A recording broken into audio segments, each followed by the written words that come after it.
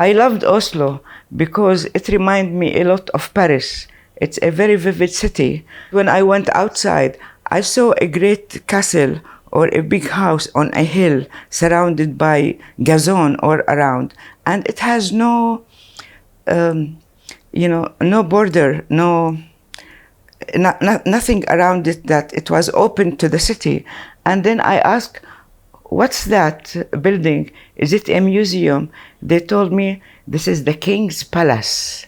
I say, my God, a king's palace without big walls and big doors and nobody. And they told me sometimes the king walked down until here, To go back a little in memory, how I have been involved in this work of activism and solidarity with Palestine.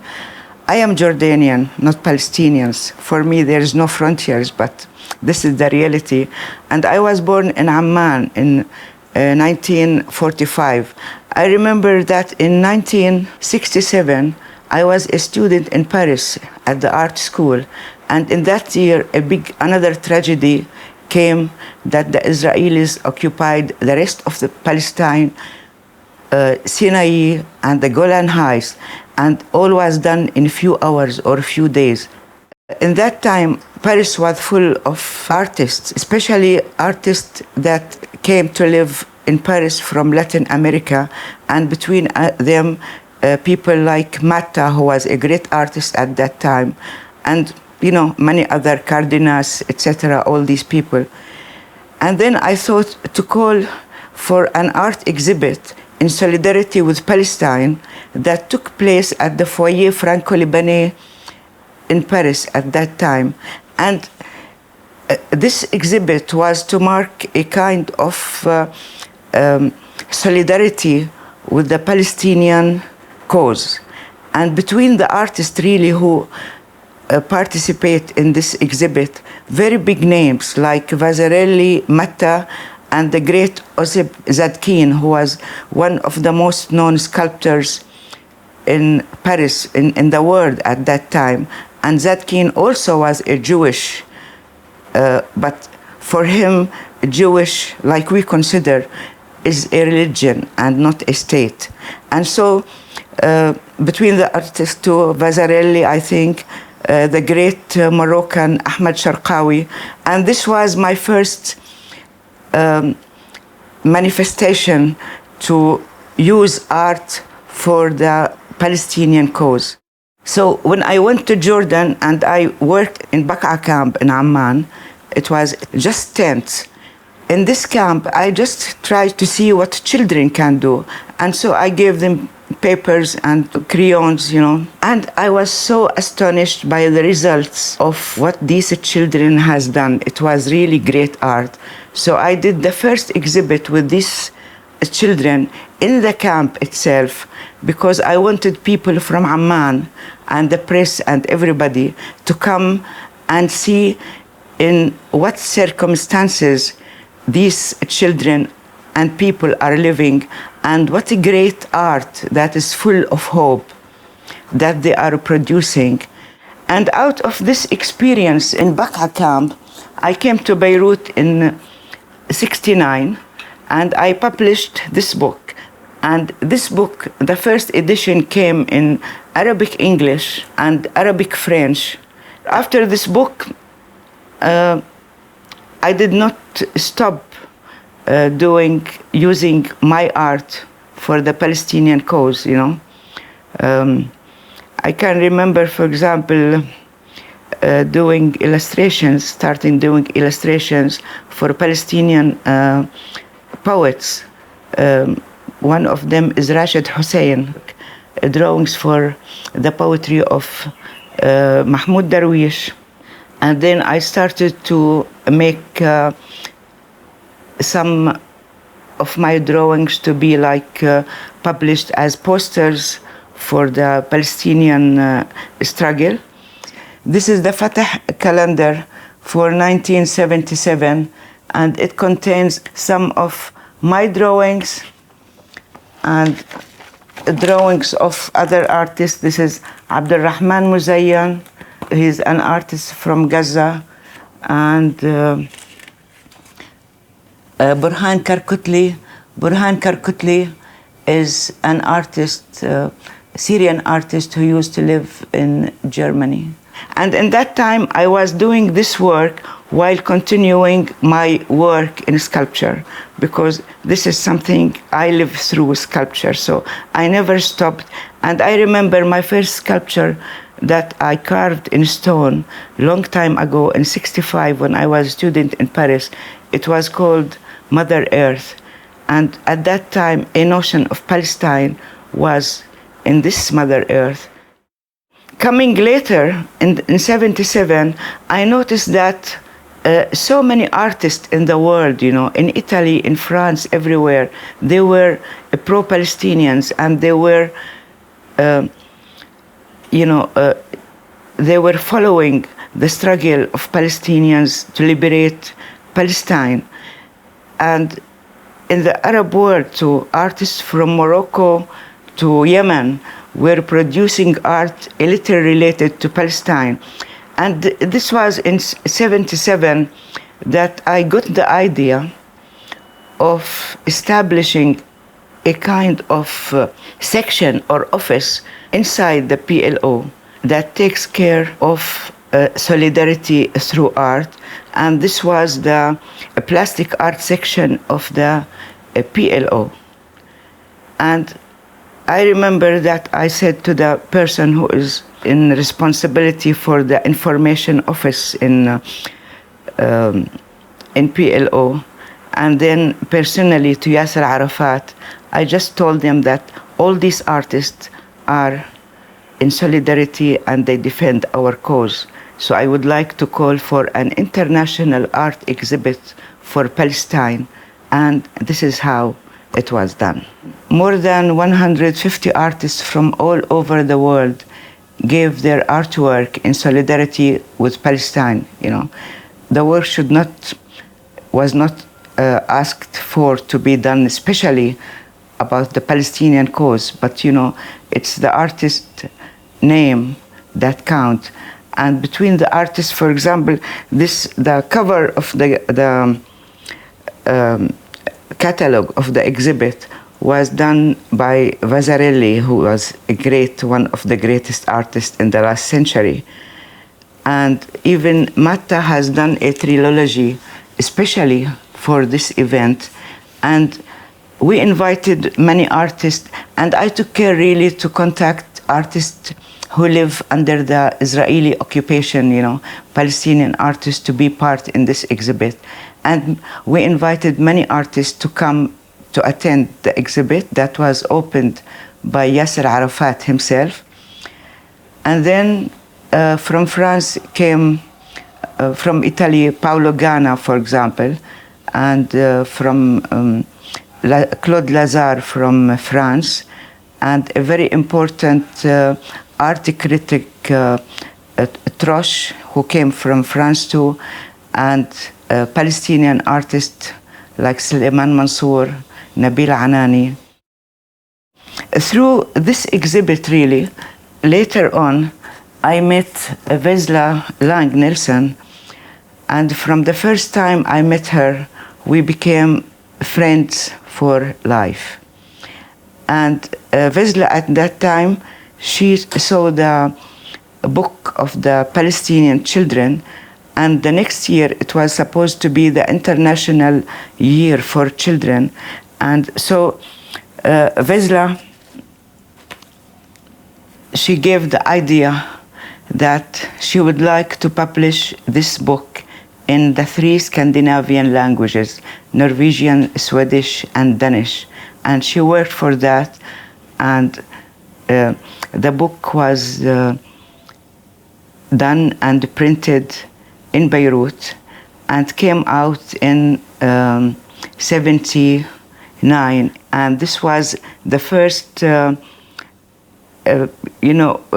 solidarity work that I have done in cooperation with Vesla. Vesla is like me. She's not a woman who talk, We have ideas and then we plan how to realize this idea. And After the publishing of this book in 79, Vesla came with Thorstein Rutten and Arve and Jesing, I think, two other artists. And Thorstein Rutten, he was the director of the Kunsthaus in Oslo.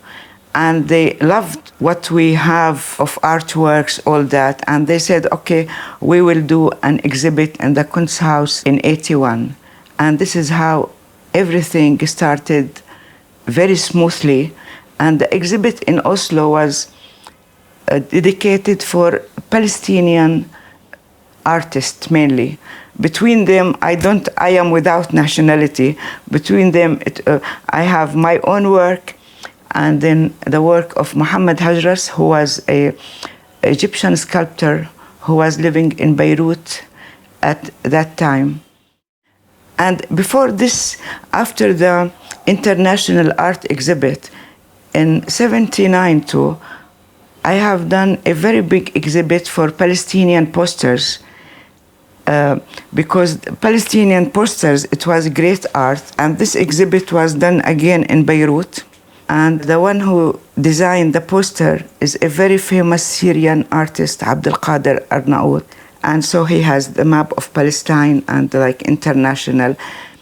And this movement of artworks, it makes others thinking a little in the same way. For example, I remember after the international exhibit in Palestine, Diya Azawi, the Iraqi artist, he was living in London, and he made a kind of international competition for artists all around the world to design posters about Palestine, you know.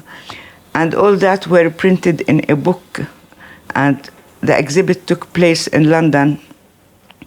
And the one who I think got the first prize was a Polish artist. And, you know, this kind of solidarity was just going rich and richer.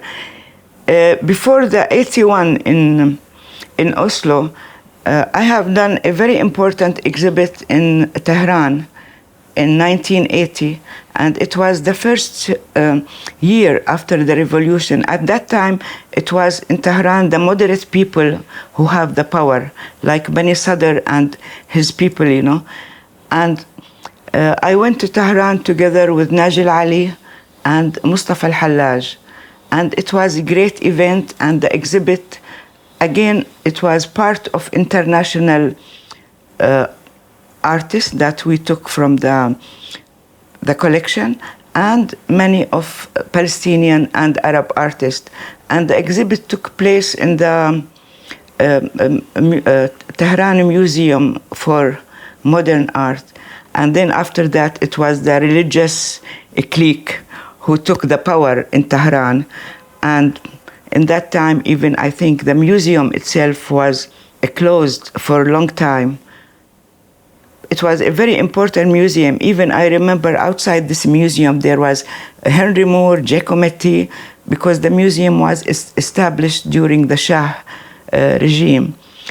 Other exhibits that were done in that before Oslo, we have done one in Moscow, in the Oriental Museum in Moscow, and another exhibit in Yerevan in Armenia. And I used to work to organize things and then depend on the help of all my friendship with Arab artists, international artists, just to go on doing that. So the exhibit in the Kunsthaus in Oslo for Palestinian artists took place in November 1981 at the Kunsthaus. And it was, again, a great exhibit. So many people attended the opening.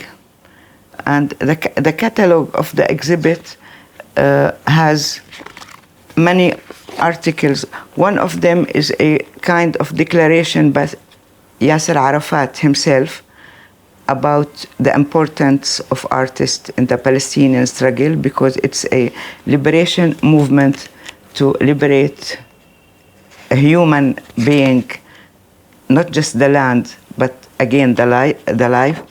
And then there was another introduction by Thorstein Rutten as a director of the Kunstnernes Hus, and another one by myself as as the one founder of the plastic art section. And then the exhibit really in that time was very well covered by the press. Yani, I remember in the most important Norwegian newspapers that interviews with me and with other artists were done in full page of the newspaper. And as for me in that time, as Vezla, since the first time I met her, she was my close friend, and we stayed friends for all life long. And I remember at that time, Vezla to have contact with the outside world, because she was a very active woman. She decided to be a taxi driver. And so she always take us everywhere in her taxi, and this taxi was always busy, you know. And my memory about her, I was in Jordan some years in the around 1990. She came in 1990 to Amman to celebrate her 70th birthday by the Jordan River, looking at Palestine. And I was so moved, you know, by this, you know, warm love for the Palestinians and the Palestinian cause. And I think, and that time she came to Amman with a group, and Eric Paulson that time, who was, he was accompanying Vezla in this trip. So this was some of my memories about the Oslo event, the Oslo exhibit. And to finish, the artworks that we have in Beirut in a very big flat, like a permanent exhibit to receive artists, etc. Unfortunately, when the Israelis attacked Beirut in '82, in the beginning of the war, one big bomb hit very close to the building where we were having the artworks, and this destroyed part of the building that looked by the sea. And during a few days, we were able to save little part of the collection, to save it to somewhere a little more safer. But the last day of the war, the Israeli airplanes, they hit the whole building, and the whole building was knocked down from the base, and everything was lost. Everything, the archives, the artworks, everything was lost. But usually nothing ends, you know. As for the situation today, really, I think what concerns Palestine art, a lot of things happened in Palestine, because artists inside Palestine, from Gaza and Ramallah and Jerusalem, they never stopped working art. Even they created, there's art galleries in Ramallah, and these art galleries usually they participate in international exhibitions like the Dubai art or Abu Dhabi art, or you know, some art manifestation all over the world. And we are all connected now through internet, through personal relation.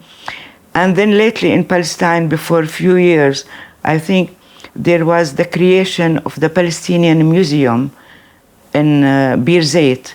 And this is a very big thing, you know.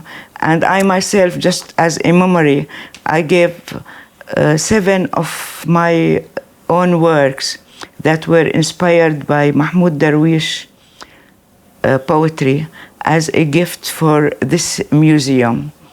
I think the will of artists and the will of life always continue towards going on.